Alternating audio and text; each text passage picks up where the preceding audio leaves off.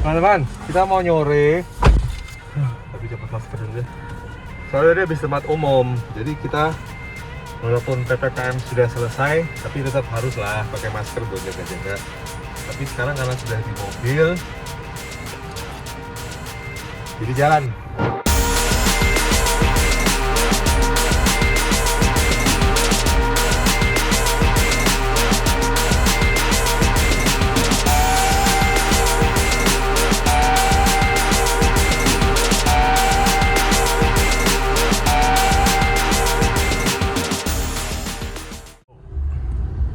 Jadi setelah tinggal di Salatiga, ya mungkin saya yang agak telat sih.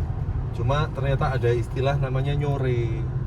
Nyore itu dimana orang-orang biasanya kalau jam 4 sore di sini sudah selesai semua dengan pekerjaannya mencari nafkah, dan mereka melakukan hal-hal yang leisure, yang sesuai dengan hobi, yang sesuai dengan kondisi sore yang nyaman untuk duduk-duduk.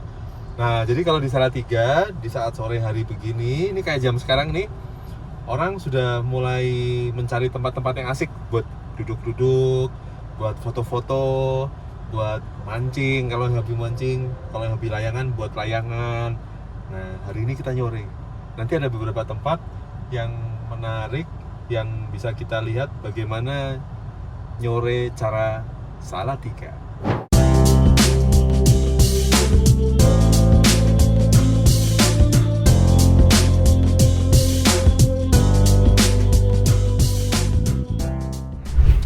Sayang sih ini udah sore ya, tapi biasanya setiap minggu sepanjang jalan ini namanya jalan baru, jalan lingkar selatannya Salatiga, ini selalu rame. Orang-orang biasanya melakukan aktivitas komersial dan olahraga di sini. Jadi ada yang jualan, ada yang olahraga sambil jualan sambil olahraga, makan, mau cari baju, mau cari makanan, mau cari mainan, itu semua ada di sepanjang jalan ini. Tapi nanti kita tunjukkan kapan-kapan suasana paginya ya. Nah, kali ini kita akan menuju satu objek nyore yang terkenal banget katanya. Namanya pohon pengantin. Kenapa ya disebut pohon pengantin? Apakah setiap pasangan yang hola-holi di bawahnya harus jadi pengantin? Ataukah pohon itu bentuknya seperti pengantin atau gimana? Saya juga belum tahu sih. Cuman pernah lihat di foto-foto aja. Tapi coba nanti kita lihat bener nggak di sore seperti ini pohon pengantin itu menjadi tempat favorit orang-orang Salatiga untuk menikmati hangatnya matahari sebelum terbenam.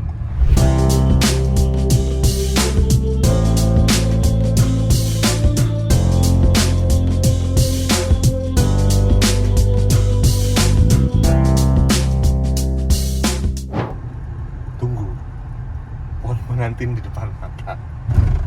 Mana sih pohon pengantinnya?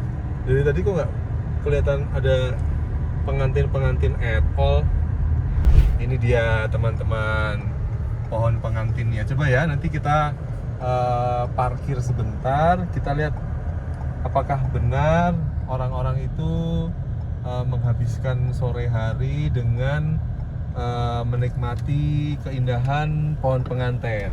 Ada yang main layangan, kayak gue main layangan aja gimana ya. Dan pohon pengantinnya di sana. Coba kita lihat lebih dekat ya, teman-teman ya.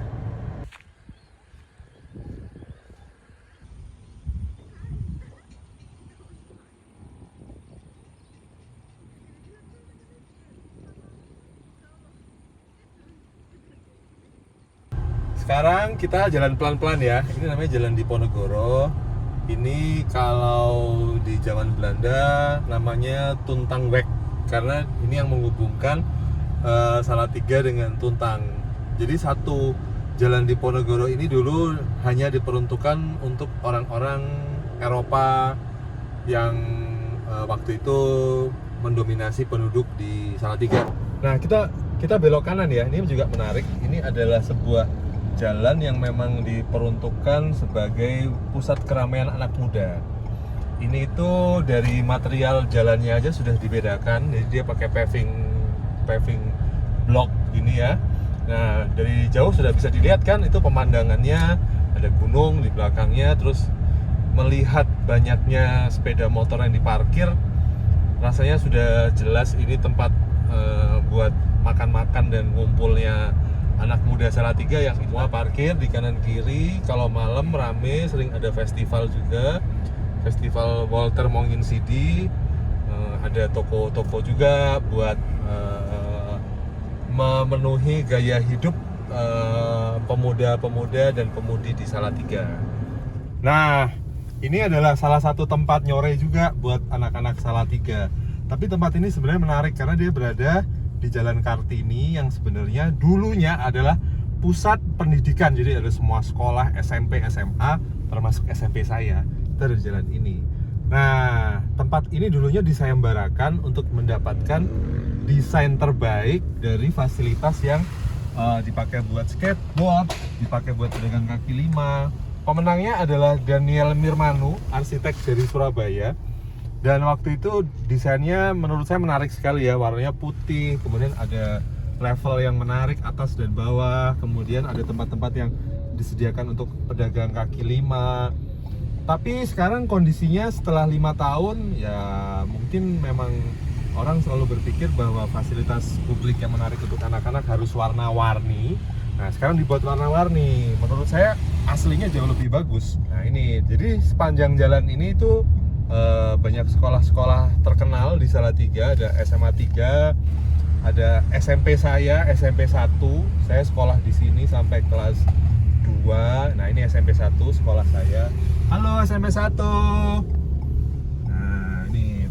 Jadi ini sebenarnya ruang terbuka yang menarik ya. Orang bisa duduk-duduk di sini, ada wifi.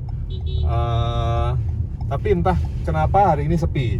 Jadi nanti kita coba ya, nanti kita lihat lagi. Nah, kalau ini adalah tempat nyore yang wajib dikunjungi kalau lagi di Salatiga. Biasanya sih buat olahraga ya, tapi kalau sore begini bisa dilihat selain olahraga, orang-orang juga memang sengaja ke sini buat makan. Jadi ada yang penjual makanan-makanan di sekitarnya. Tapi tengahnya itu buat olahraga. Jadi lapangan Pancasila ini memang tidak bisa dilepaskan secara historis dari perkembangan kota Salatiga sebagai kota kecil yang menarik. Jadi nih semuanya berbaur. Ada yang bawa anjing, ada yang olahraga, ada yang foto-foto, ada yang makan. Jadi ini terjadi karena memang lokasinya sangat strategis. Perpotongan 4 jalan besar yang ada di Salatiga, kebetulan letaknya di sebelah kantor pusat pemerintahan Salatiga juga, dan di sekelilingnya ada gereja, ada masjid, sehingga dari dulu terkenal bahwa di alun-alun Pancasila ini kalau Natalan jadi tempat Natalan, kalau ada pengajian apa gitu, akbar gitu, jadi tempat pengajian dan nggak ada masalah.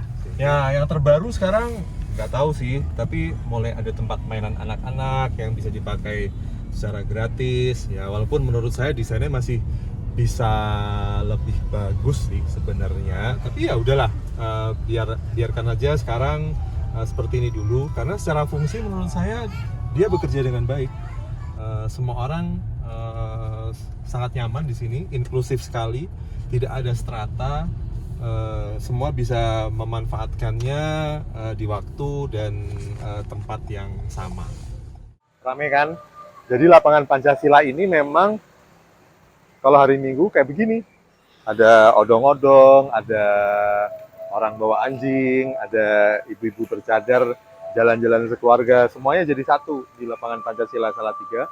Karena itulah saya selalu mengatakan bahwa ini adalah salah satu space yang menunjukkan betapa tolerannya orang Salatiga.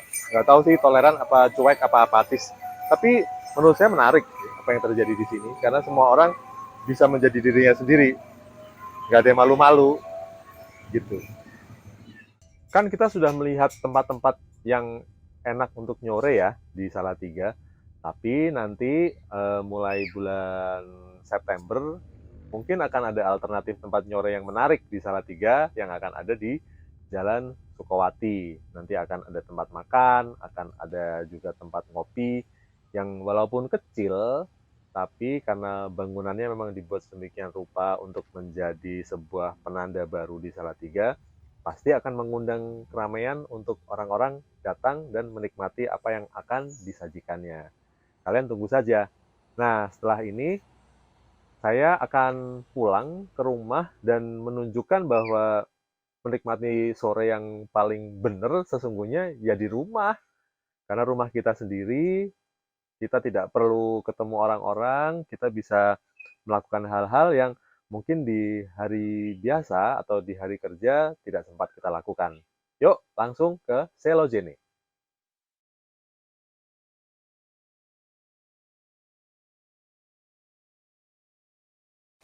Nyore yang paling asik sebenarnya adalah saat saya di rumah saja. Nggak perlu kemana-mana, nggak perlu naik mobil, cuma pakai sendal. Dan biasanya saya habiskan untuk memberi makan burung-burung yang memang memerlukan perhatian lebih. Yang pertama biasanya ini, Jaya. Jaya ini adalah seekor jalak orange yang kalau sore begini harus dikasih makan eh, kriket. Kriket itu apa ya? Jangkrik. Kasih makan jangkrik tuh. Dia akan bersemangat sekali. Terus habis itu dia pasti akan bunyi sampai nanti waktunya tidur. Tapi ini nangkepin jangkriknya agak susah. Karena nangkep satu-satu. Ini jangkrik. Tuh. Nah itu buat si Jaya. Ini Jaya ini walaupun burung yang banyak bisa ditemukan di pasar-pasar hewan, tapi suaranya paling nyaring dan dia paling aktif nyanyi. Nah, kalau yang perlu perhatian lebih tuh sebenarnya adalah beberapa burung nuri yang ada di rumah ini. Karena coba lihat ini, kalau sore dia sudah saya buatkan susu coklat. Susu coklatnya harus dikasih roti tawar seperti ini, ya, roti tawar, terus dikasih susu coklat begini. Nih, saya aja nggak pernah makan susu coklat roti tawar gini, tapi untuk Nuri harus karena dia ini kayak apa makanan suplemennya. Nah, ini coba kita kasih. Ini ada dua Nurinya. Nah, perkenalkan, ini Nurdin dan Nuraini. Ini yang jinak namanya Nurdin, coba lihat tuh. Tuh. Dia kalau melihat melihat teri tawar coklat, dia udah senang banget. Tuh, dia nggak sabar. Bentar ya Nurdin, bentar, bentar Nurdin. Nih, roti tawar coklat untuk sore. Tuh, langsung dia. Tuh. Nah, terus ada lagi. Ini. Nah, kalau yang ini adalah penggemar buah-buahan. Ini juga nuri, tapi ini namanya Nuradio karena dia memiliki kemampuan menirukan suara telepon rusak dan radio. Lucu banget. Nah, dia begitu ini langsung dia akan datang tuh. Nih, mau nggak? Nih. Nah, yang berikutnya yang agak susah juga adalah eh, dua kakak tua yang ada di sini. Ini kakak tua putih dan hitam. Mereka masing-masing punya makanan kegemaran sendiri-sendiri dan eh, kadang-kadang kalau sore kalau ada waktu disuapin supaya mereka merasa dimanja karena kakak tua itu intelektualnya kemampuan intelektualnya tinggi sehingga mereka seperti mamalia gitu ya harus disentuh harus harus diajak ngomong supaya mereka bisa mengenal kita dan nanti setiap sore mereka biasanya akrab akan keluar dan mau dilus-lus. Ini tuh buah ketapang. Jadi kakak tua itu somehow mereka suka makan buah ketapang. Ini buah carinya susah sekali. Jadi harus minta orang untuk nyari dan nanti ya yang dimakan tuh hanya bagian dalamnya. Coba ya, kita kasih makan. Kita ini yang paling suka sama ketapang. Kita mau makan ketapang. Makan. Coba makan ketapangnya. Mau? Nih. Nggak mau? Mau nggak? Nih. Ya, ayo ambil. Tuh.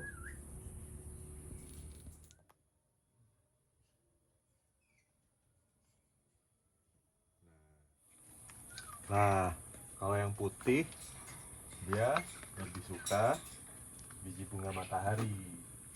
Jadi biasanya disuapin biji bunga matahari. Ini namanya kakak. Kakak tua. Kakak tua. Kakak. Nih, ayo makan. Kakak nih makan. Makan. Makan.